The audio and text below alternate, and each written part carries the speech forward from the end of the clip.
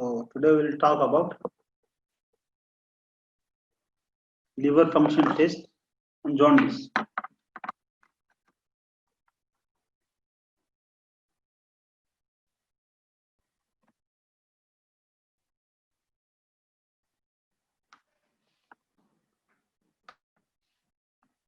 So what is jaundice?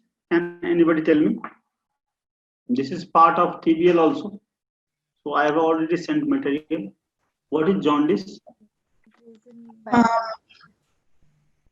Yellowing of the eye and the body. Okay. Yellowing of eye and the body. Okay. So is it a disease or presentation? It is disease or It's a presentation okay, presentation of for, any disease. for an underlying disease or something. So the terminology jaundice, is it a sign or symptom? Jaundice is not a jaundice, actually we call it like fever, it is a symptom. But icterus, for sign we use the term icterus. Well, that sign is something you can't see. Sign is something that doctor elicit. Yeah. But patient, you see, generally patient themselves will come with you, come in front of you with jaundice. If you in clinical practice, many patients will come to you with a symptom of jaundice also along with. So they notice, people notice yellowing of skin and their eyes, they notice. So this is jaundice. Jaundice is a much informal term than icterus. Icterus is sign when jaundice is also if jaundice is in less quantity, if there is less yellowing, and if you notice, and that becomes sign. So icterus, the terminology used as sign, and then jaundice used as symptom. Patients generally come with the complaint of jaundice. So why do we see this jaundice? Why is there when the bilirubin, when we notice that yellowish of skin or mucous membrane or eye? When do we notice?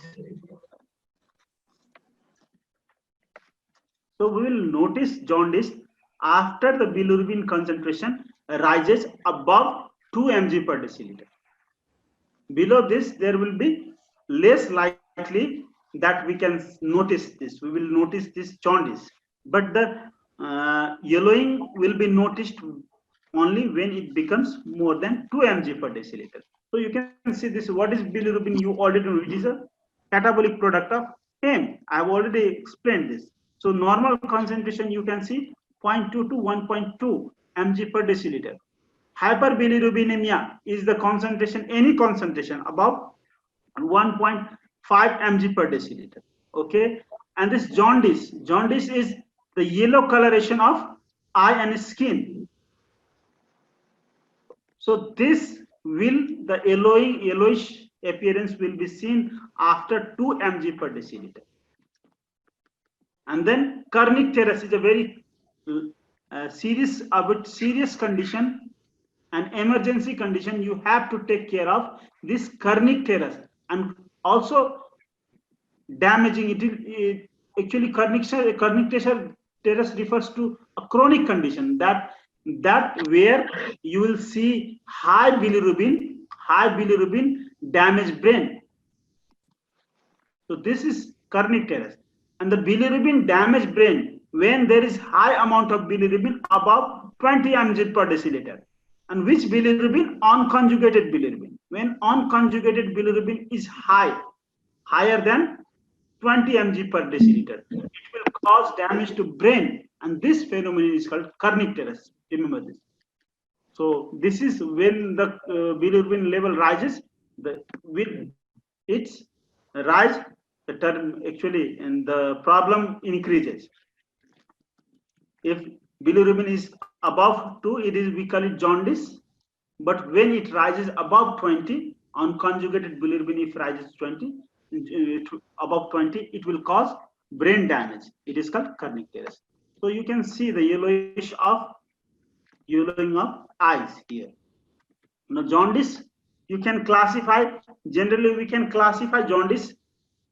Wherever you see the jaundice, there you will find jaundice being classified into this three group. You will find jaundice being classified into pre-hepatic jaundice, hepatic jaundice, and post-hepatic jaundice. Pre-hepatic, hepatic, and post-hepatic jaundice. But we will try to include all the jaundice together, all type of, even congenital jaundice at one place. So we will classify jaundice into this three group. First is congenital jaundice, and second is neonatal jaundice, physiological jaundice, and third is acquired jaundice. So you can see this red coloring. I have red coloring. Wherever you see red coloring, it is associated with isolated unconjugated bilirubin. So you can see these three features: Crigler-Najjar syndrome 1, Crigler-Najjar syndrome 2, congenital, and Gilbert syndrome. They are associated with isolated unconjugated hyperbilirubinemia. And the enzyme deficient in such condition is UDP glucuronide transferase 1A1, UGT1A1. So in all these conditions, UGT1A1 is deficient. And in Crigler-Najjar 1 syndrome, this enzyme is almost zero. And in this Crigler-Najjar 2 syndrome, you will see about 20% of enzyme activity is there. But in Gilbert syndrome, there is more than 30%. About 30% of enzyme activity is there. So that is how you will see more is the enzyme, less will be the severity. Less is the enzyme, more is the severity. So this is the most severe condition. Crigler-Najjar 1 will be the most severe condition. Here you will see very high concentration of unconjugated bilirubin. And this unconjugated bilirubin will cause kernicterus in baby, newborn baby, kernicterus. So kernicterus you will see being associated with this Crigler-Najjar syndrome, especially always with 1 and also with 2. Crigler-Najjar syndrome is always associated with kernicterus. And then other two congenital jaundice, you will see Dubin-Johansen syndrome and Rotor syndrome. And in Dubin-Johansen syndrome, I have already explained it, MRP2, multi-drug resistant protein. It is nothing but ATP binding cassette to throw that secret conjugated bilirubin into the bile. So if this channel is defect, there will be conjugated hyperbilirubin. There will be conjugated hyperbilirubinemia. Now Rotor syndrome, here protein defect is AOTP1B1. Here you will see conjugated bilirubinemia, isolated hyperconjugated bilirubinemia. So these are congenital. In congenital condition, you will see either isolated conjugated or isolated unconjugated. These three are unconjugated, and this is conjugated hyperbilirubinemia. Now let's see this neonatal jaundice. So neonatal jaundice or physiological jaundice, actually I am talking about a normal type of neonatal jaundice. I am not right now, there is other pathologic type of neonatal jaundice also. So this in pathologic type of neonatal jaundice, there can be hemolytical jaundice, hemolytic. So hemolytic jaundice in baby. There can be immunological jaundice. So I am not right now talking about this. I am talking about normal type of neonatal jaundice. In this normal type of neonatal jaundice, also called physiological jaundice, generally all child will go into physiological jaundice. Some level of but the level will be different, but some level of this physiological jaundice will be present in almost all children, newborn baby. So what happens is the bilirubin level rises after within 3 days. Bilirubin level rises in children, in baby, newborn baby, after birth of 3 days. After birth, within 3 days, jaundice will rise, and the peak will be within 3 days. jaundice will appear, and peak will be at 1 week, and then the jaundice will slowly disappear within 1 to 2 weeks. Okay, so peak is at the last of 1 week, and jaundice appear within 3 days, and peak at 1 week, at the end of 1 week, and then so jaundice will automatically normally resolve within 1 to 2 weeks after that. So this type of jaundice happens because the children, newborn baby has 75% fetal hemoglobin, and 25% adult hemoglobin. This 70, because it has 75% fetal hemoglobin lysis happens rapidly. So increased RBC lysis will be there. And the children, this baby, newborn baby does not have capacity to conjugate. It does not have, the liver does not have that much capacity to conjugate this hemolyzed bilirubin. That is why there will be high amount of unconjugated bilirubin.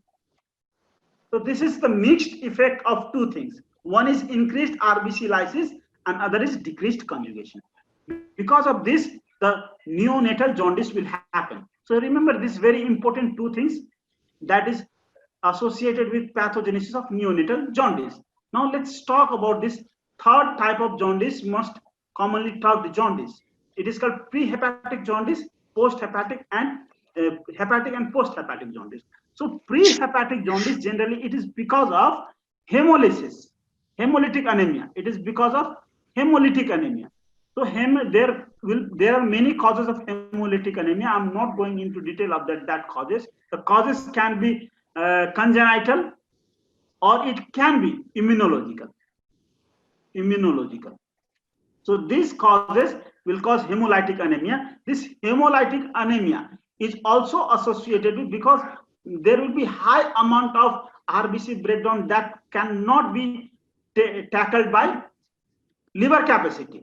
The hemolysis is very high in comparison to the capacity of liver of conjugation. So that is why there will be very high amount of unconjugated hyperbilirubinemia in such condition, prehepatic hemolytic jaundice. Unconjugated bilirubin will become very high in comparison to conjugated bilirubin. Now let's see these two type of bilirubin jaundice, hepatic and post-hepatic. In hepatic jaundice, both conjugated and unconjugated bilirubin will be high.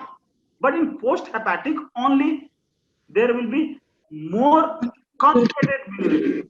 So I have given this color coding. You can see green is for conjugated bilirubin. So post-hepatic means obstructive jaundice, have very high amount of conjugated bilirubin. And these two jaundice, hepatic and post-hepatic, they are associated with high liver enzyme. Other jaundice, they are not associated with high liver enzyme. Only hepatic and post-hepatic, they are related to high liver enzyme. So we will talk about the liver enzyme, liver function test also. Did you all understand about this classification and the factor that cause this disease and associated hyperbilirubinemia? Did you all understand? Yes, sir. Okay. So just remember this. This is the most important thing about jaundice. If you remember this much, you will know many things about jaundice. You will never be confused about jaundice. Now let's talk about liver function test. Okay. So liver function test is done to find out the cause of jaundice. Actually, it is helpful to find out the cause of jaundice. If you can see here, so if you can see here, I told you only two type of jaundice, hepatic and post-hepatic jaundice, is associated with liver enzyme elevation. Okay, so other jaundice is associated with what? With bilirubin only. So in such jaundice, bilirubin only is elevated. And this type of jaundice you can see, these are all unconjugated. This is conjugated. This is also unconjugated. This is conjugated. And hepatic, you will see both type of conjugated and unconjugated bilirubin. Now, do you know what is conjugated bilirubin? Can you explain that once? The difference between conjugated and unconjugated? Conjugated bilirubin is more soluble, or unconjugated bilirubin is more soluble?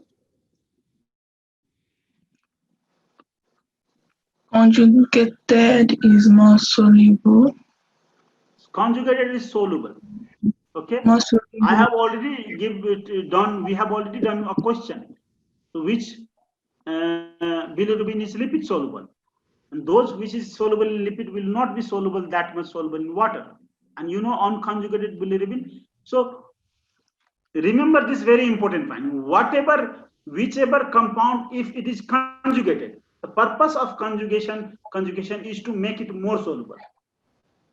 Purpose of conjugation is to make it more soluble. Unconjugated is always less soluble in water. Conjugated is always more soluble in water.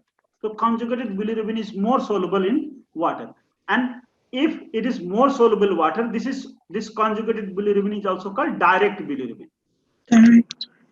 Okay, because it is soluble in water, we can easily test that bilirubin, soluble bilirubin, from that blood. But unconjugated bilirubin, we call it indirect bilirubin, because it is not soluble in water. That is why we have to extract that unconjugated bilirubin to test the bilirubin. That is why this unconjugated bilirubin is called indirect bilirubin. Did you understand the difference between direct bilirubin and indirect bilirubin? Yes, sir. Direct means conjugated, indirect means unconjugated. You can see here also. Conjugated bilirubin. Indirect means unconjugated. Unconjugated means indirect. So actually, we do bilirubin test. Let's talk about bilirubin test first. Okay, bilirubin test. Now, bilirubin test is of two types. Okay, two types of tests are there. Bilirubin test. One bilirubin test is called total bilirubin. Total bilirubin. Second type of bilirubin is called direct bilirubin.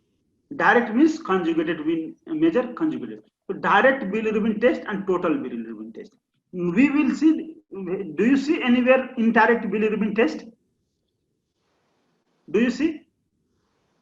You don't see. So can we find out indirect bilirubin? Yes. How? Total minus direct will give you indirect. Okay. Total minus direct will give us indirect bilirubin. That is how we calculate indirect bilirubin. In laboratory, indirect bilirubin test is not done. So remember this very important fact.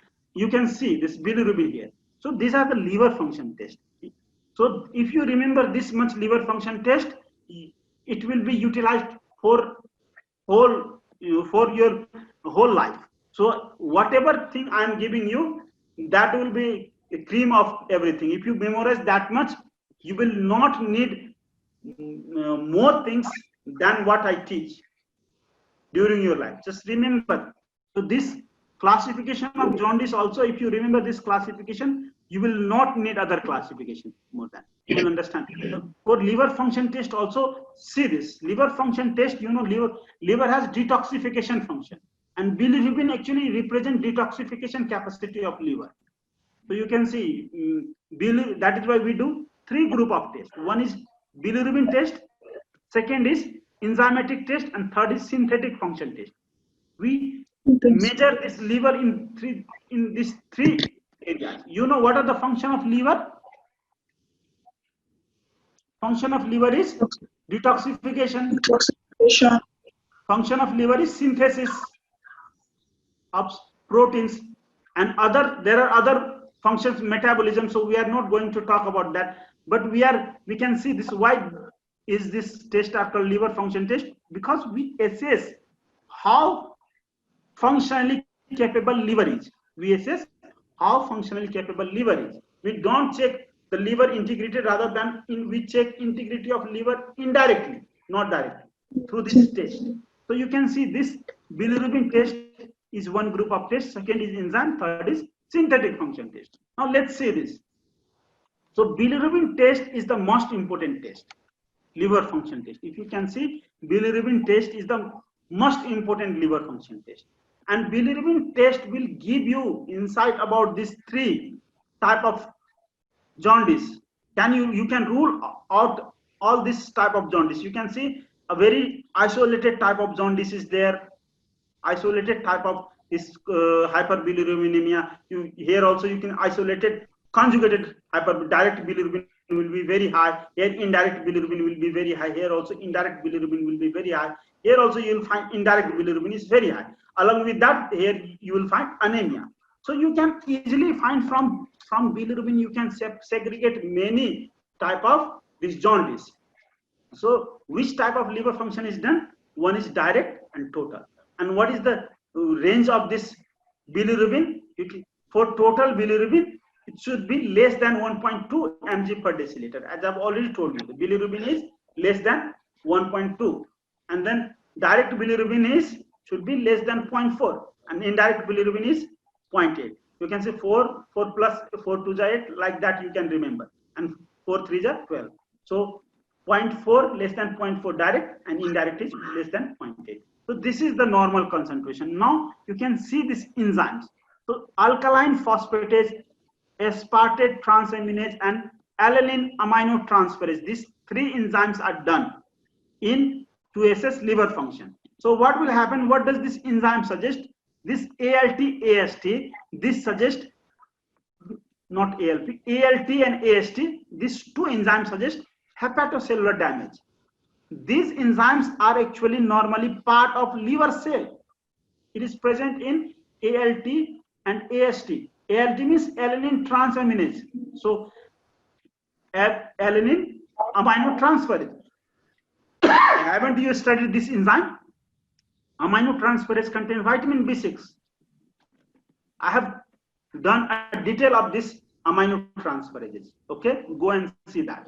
So this alanine aminotransferase and AST, aspartate aminotransferase, they are present inside hepatocyte. But if there is damage in breach in this membrane of hepatocyte, this AST, ALT will come outside from this hepatocyte, ALT and AST. And this ALT, AST, that is how the concentration of this ALT, AST will rise in blood. And this rise in concentration of ALT, AST represent liver damage, hepatocellular damage, hepatocyte damage to that integrity of cell. These two represent damage to the integrity of cell. So what is the meaning of ALT? Hepatocellular damage. What is the meaning of AST? Hepatocellular damage. Did you understand this too? Yes, sir. And then this ALP, alkaline phosphatase, are present at the biliary canaliculi. This is hepatocyte, and this is present at the biliary canaliculi, ALP. So when there is obstruction in bile flow, then there will be high ALP. ALP will become very high. So ALP represents obstructive jaundice or biliary obstruction, whether inside or outside the liver. So it represents biliary obstruction. Either it is intrahepatic or extrahepatic biliary obstruction. So did you understand the meaning of this enzyme? Yes, sir. This is biliary obstruction. When you see the concentration of this enzyme very high, this is biliary obstruction. When you see concentration of ALT very high, AST very high, you will feel that there is hepatic damage, hepatocellular damage. Now, you can see third parameter of seeing that from this third parameter, we assess the synthetic capacity of liver. Now see this synthetic capacity. So albumin, if albumin is very high, so albumin is very low. Normal concentration of albumin is 3.5 to 5.5. Here you can see for this enzyme, and more, these are round figure, okay? Less than 100 unit per liter for this, 50, less than 50 for both, less than 50 and for ALP. less than 100. You can see albumin is between 3.5 to 5.5 gram per deciliter. This is not mg, it is gram. Here you will see mg, here gram per deciliter. Albumin is also measured in gram, hemoglobin also measured in gram. So remember this, protein is also measured in gram. So 3.5 to 5.5 gram per deciliter. So albumin is predictor of chronicity of disease. So in chronic liver disease only albumin will drop. In chronic liver disease albumin will drop. Why? Because albumin's half-life is about 3 weeks. It's about 3 weeks, means 21 days. So it takes at least 20 days. If liver damage happens, then it takes 20 days to become the concentration half. And that is why it represents chronic liver disease. And it also represents severity. If more damage, then more albumin deficiency. If less damage, you may not see albumin deficiency. But if there is more damage, more albumin deficiency. Did you understand the significance of albumin? Yes, sir. See, only albumin is the test that you can use to find out chronic liver disease. In chronic liver disease, all tests may not give this chronicity, but albumin is very important. And that significance of albumin is to find out chronic liver disease from acute liver disease. Now, prothrombin time. Prothrombin time is very important for acute liver disease, because the half-life of this prothrombin is about 60 hours, about 3 days. And that is why if there is acute damage, prothrombin time will increase. Prothrombin level, prothrombin protein will decrease, but prothrombin time will increase. And that is the significance of prothrombin. This also signifies chronic severity of disease, especially cholestasis. So these are the liver function tests, important liver function tests. Now, I'll tell you one thing, this alkaline phosphatase, there are many types of alkaline phosphatase in our body. Alkaline phosphatase is normally high in pregnant women and pregnant and pediatric person, pregnant women and pediatric person. So what happens in pregnant? This alkaline phosphatase is derived from placenta. It is placental alkaline phosphatase. But in pediatric patient, the alkaline phosphatase is bone derived alkaline phosphatase. So how do you segregate this alkaline phosphatase from these two origins? So we will do some extra test. We will do some extra test. These are the extra tests. GGT, gamma glutamyl transferase, and 5' nucleotide.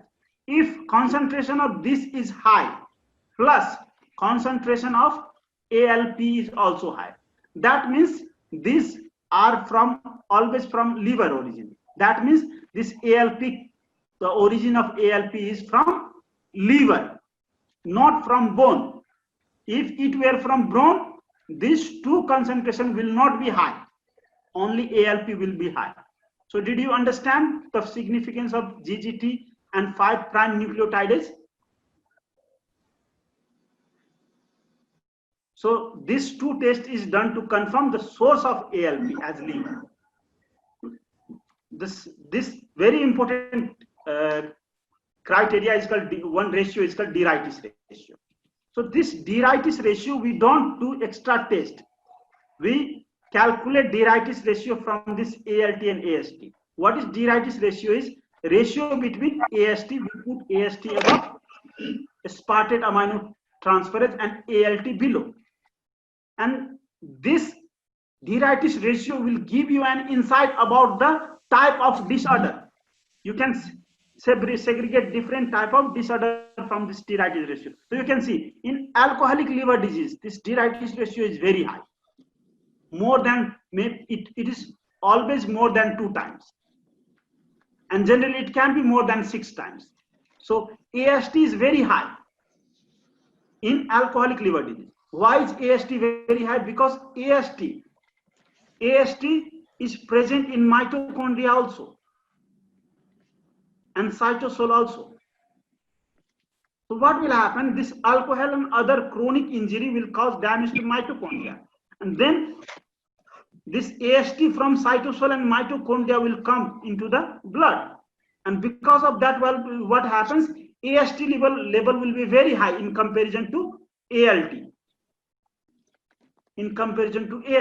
And that is why you will see very high AST ratio, AST by ALT ratio. AST by ALT is called de-ritis. So you can use this de-ritis ratio to segregate different type of liver pathology. In normal is about 1.1.5. Acute have ALT, very high ALT, and that is why you will see low ratio. But this chronic liver disease will have high AST. That is why you will see in cirrhosis condition, this de-ritis ratio is high. So you can use this de-ritis ratio also to segregate liver disease. You can use de-ritis ratio to segregate liver disease. You can use this bilirubin, different type of bilirubin to segregate liver disease. You can use albumin to separate chronic from acute. You can use this enzyme. This represents biliary obstruction. This represents hepatocellular damage. So these all liver function tests, if you understand, it can be used to separate different type of liver disease from other liver disease. So why is gamma glutamyl and 5' nucleotide tidase is done? To confirm this as liver. Okay, so you know this. So I have already told.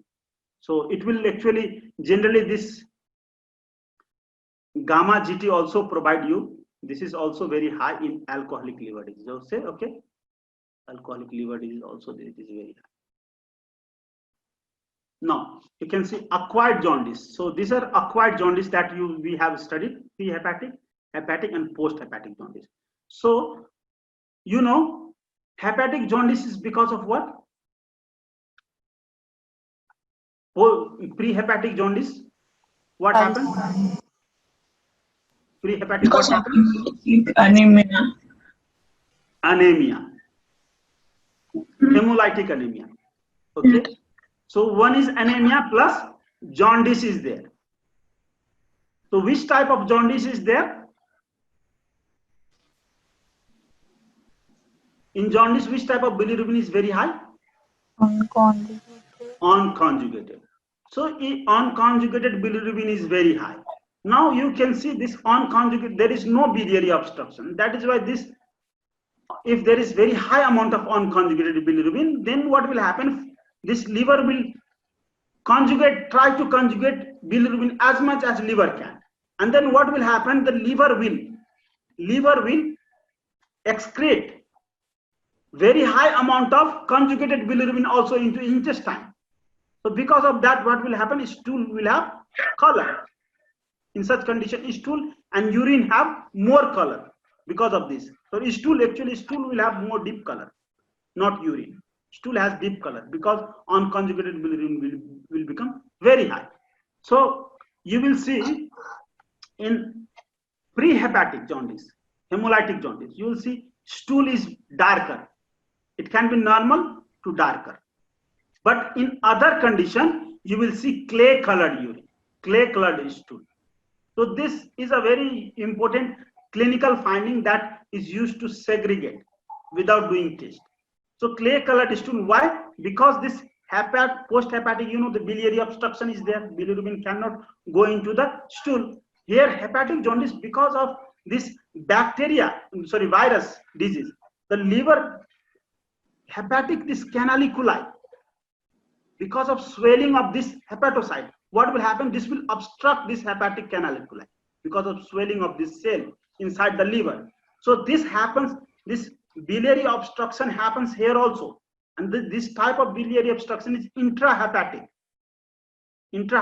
That is why there will be, you will see clay colored stool here, and then here also clay colored stool. And urine, if you see urine urobilin will be high in which condition? Normal, or it can be high in this condition, but not in this, low in this condition, because urobilin comes through intestine. That is why urobilin, and don't confuse urobilin with bilirubin. You will see yellow colored urine in the such condition. Urine will be very yellow, dark yellow color here and in this condition, because this yellowish coloration is because of conjugated bilirubin that regurgitate and go into the urine, conjugated bilirubin. So you can see everything is normal in this hemolytic jaundice except bilirubin is high and then anemia is there. In such condition, here you will see in post-hepatic, you will see direct bilirubin is high, ALP is high, and urine is dark colored, and then urobilin is low and clay colored stool is there.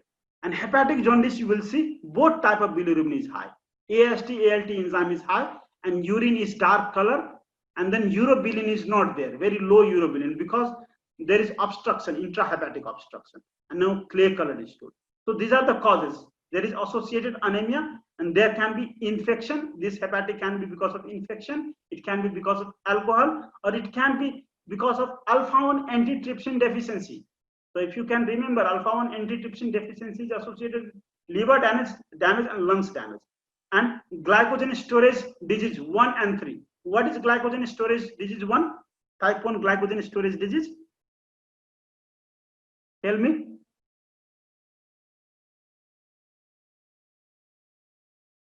Von Garke disease. Wrong guy. Yes, and this is Cori disease. So Cori disease and von Garke disease is also associated with hepatic damage. I have written it. Now post-hepatic damage is because of biliary calculi, gallstone, and it can be because of carcinoma of head of pancreas. And associated symptom will be because there is no gall, that is bile salt there in intestine, it is not secreted in intestine. This post-hepatic jaundice is associated with malabsorption, and in later phase hepatic also associated with malabsorption, because lipid digestion will not be proper, because bile is not there in intestine. So remember these three conditions. What is acaloric jaundice and caloric jaundice? So caloric means cholic acid. Cholic acid is bile salt.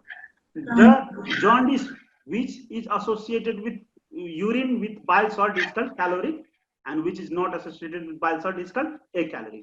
So which jaundice do you think is associated with bile salt, urine in bile salt? Which jaundice is associated with bile salt in urine? Chloric. Which jaundice has bile salt in urine? If you do urine test, you will see bile salt. In which jaundice? Hepatic. Hepatic. You will see And hepatic jaundice bile salt. Okay, then Post-hepatic. post-hepatic, because bile salt will not be allowed to flow. There will be hepatic obstruction. In hepatic jaundice, there will be intrahepatic obstruction. Intrahepatic obstruction. In post-hepatic, there is extrahepatic obstruction, and that is why this bile salt will regurgitate into urine, into blood. Through blood, it will be seen in urine. So obstructive jaundice, because of obstruction, there will be bile salt in urine. And hemolytic jaundice is acaloric. In such jaundice, there will not be bile salt. So previously, this test was used to be done. This is caloric, and this is very old test. This is very simple test. They used to take urine, okay, and if urine has bile salt in it, if it has got bile salt in it, so bile salt is like soap. So this previously they used to add sulfur powder here. So sulfur powder is insoluble in water, but if there is bile salt, it will dissolve this sulfur powder, and this sulfur powder would sink. So this very easy test was we used to be done in the past time, and that is how the concept came as choleric jaundice and acholeric jaundice. Did you get this? Yes. Yes, sir. Okay. So that is, you need to know right now. Though it is not done this day, today it is not done, but you have to know. So now you can see, you can separate this liver disease. So you can separate this liver disease into two parts. First is obstructive, and second is hepatic, hepatocellular. And you know, only two disorder has elevated enzyme. What? Hepatic, I told you, hepatic and obstructive has elevated enzymes. Not other has elevated enzyme. So you have to separate between two. Now, if ALP is very high in comparison to AST or ALT, what is this jaundice is? If ALP is high, Cold then state. Yes, sir. if ALP is very high, which type of jaundice is this? Cold state. ALP represents, alkaline phosphatase represent biliary obstruction. Okay, always biliary obstruction. Biliary This transaminase AST and ALT represents cellular hepatocell damage. this represents obstructive jaundice. Okay, if ALP is very high. If AST and ALT is very high in comparison to ALP, what does this represent? Hepatocellular. Hepatocellular. So based on this, you can easily segregate these two jaundice enzyme based on enzyme, whether it is hepatocellular or whether it is obstructive jaundice. So you can see ALT, AST is very high. This is hepatocellular. If ALP is very high, it is obstructive jaundice. Now, obstructive jaundice can be, this hepatocellular jaundice can be segregated into acute and chronic. If you see, acute has very high amount of enzyme in blood. Chronic has less, because chronic adjust, and that is why chronic will have less enzyme in comparison to acute. So acute has actually enzyme concentration about more than 500. That means 10 times of the normal concentration, normal high concentration, 10 times, more than 10 times. It will have less than 500. Chronic will have less than 500. So, and then chronic you can separate by this, doing this this test, Diritis ratio, that I told you, Diritis ratio. If AST is very high in comparison to ALT, this can be alcoholic liver disease. So this is how you segregate two types of hepatocellular and obstructive disease. Now let's see this case. 28-year-old woman presented with 2-day history of jaundice, fever, abdominal pain, physical examination showed scleral icterus. You can see this Murphy sign, absent Murphy sign. What is Murphy sign? What is Murphy sign? Do you know? So it is related to abdominal pain. Murphy sign is related to abdominal pain. So laboratory workup revealed leukocytosis. Alkaline phosphatase is this much. Normal is 100 alkaline phosphatase. GGT is also very high with elevated liver enzymes. AST, ALT is high, 230. ALT is 178. Abdominal ultrasound demonstrated scleroatrophic gallbladder with cholelithiasis and impacted large stone in the common bile duct with dilated common and intrahepatic bile duct. So what is your diagnosis? Just tell me. Obstructive jaundice. Biliary obstruction. Obstruction. So obstructive jaundice. What are the factors that actually shows in favor of this obstructive jaundice? ALP. ALP, and then along with ALP, the source of ALP is liver. This GGT is showing that source of ALP is liver. And then alkaline ALT and AST is not that high. It is not that high. It is high but not that high. So this is obstructive jaundice because of cholelithiasis, biliary calculi. And then what are the supporting factors in the diagnosis? We have already done. So what would be the color of stool and consistency of stool in such condition? Color of stool? obstruction. Means bile is A bile and Clay color. clay color. clay color. Clay color. And then consistency of stool is lipid digestion is not there. So fatty stool. Okay. Did you understand? Yes. Okay. So what would be the color and abnormal components of urine? So urine has bile in it, Very calories, dark. and then what will be the color? Dark Very color. Dark color. So good. Now case 2, 16-year-old male came to this with poor appetite, nausea, vomiting, fever. Okay. Pain in upper right part of abdomen. Deep yellow colored urine, but stool was colorless. On examination, there was a mild hepatomegaly and yellowish upper bulbar sclera. On investigation, you have seen this much ALT, and this is AST and ALP.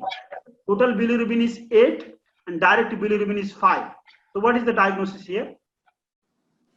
hepatocellular. Yes, hepatocellular, maybe because of viral disease, viral. The hepatic jaundice, it is condition of hepatic jaundice. So what are the investigation that is favoring this diagnosis? AST is greater than ALT. Yes, AST and ALT both are very high, and actually ALT and AST both are very high. This represents acute, and ALP, these both are very higher than ALP. ALP is less. Normal ALP is about 100. High normal is 100. So it is less than 3 times.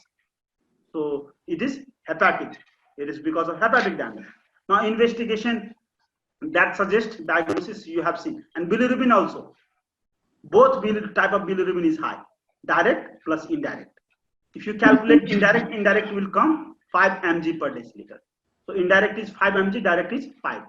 Indirect is 4, direct is 5. No, indirect is 3. 3. So 3 and 5.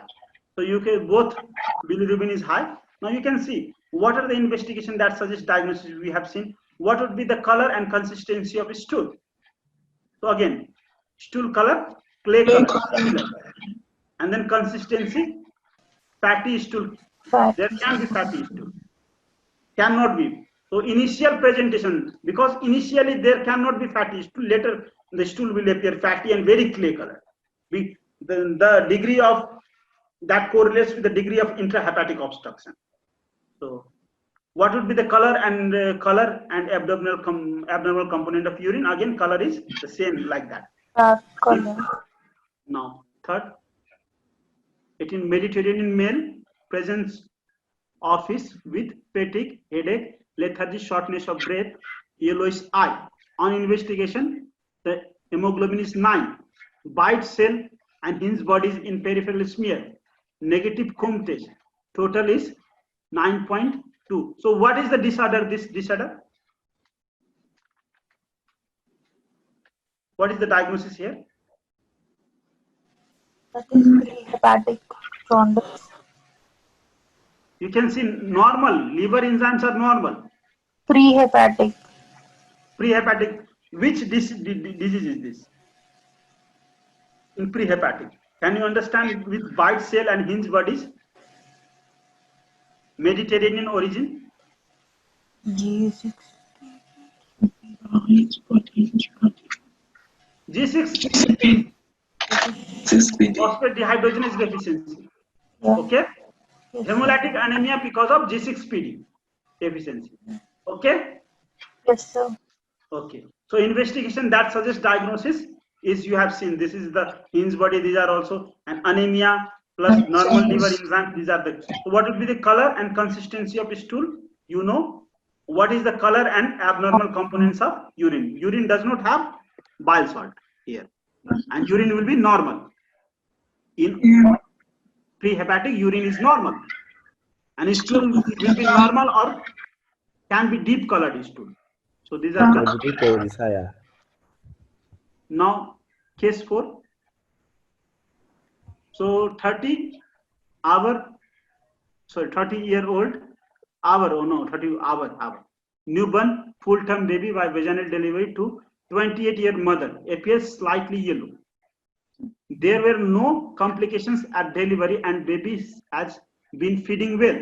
A bilirubin level is 18 mg per deciliter. With direct is very less.